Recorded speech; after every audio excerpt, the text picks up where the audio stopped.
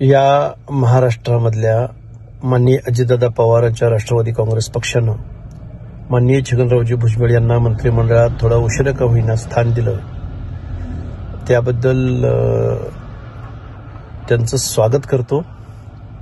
आणि ओबीसींच्या दृष्टिकोनातून छगनरावजी भुजबळ यांचा मंत्रिमंडळात समावेश आवश्यक होता, पण ओबीसीचं आरक्षण आणि आरक्षणामधली घुसखोरी हे खरं तर ओबीसी नेते यांच्या समोरचे येऊ घातलेल्या पंचायत राज निवडणुकीच्या दृष्टिकोनातून एक आव्हानाचे प्रश्न आहेत. माननीय छगनरावजी भुजबळ यांच्या मंत्रिमंडळातल्या समावेशानं निश्चित या लढाईला बळ भेटणार आहे.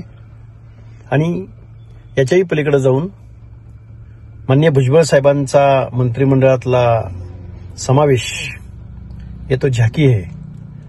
पुढे जाऊन जयंत पाटील, रोहित पवार, सुप्रिया सुळे केंद्रामध्ये यांचा मंत्रिमंडळातला समावेश येऊ घातलेल्या काही दिवसामध्ये महाराष्ट्राला पाहायला भेटेल. या सर्वांना सदिच्छा आहेत, पण आमच्या ओबीसीच्या प्रश्नावर जर तुम्ही भूमिका घेणार नसाल तर मात्र गाठ ओबीसी चळवळीशी आहे.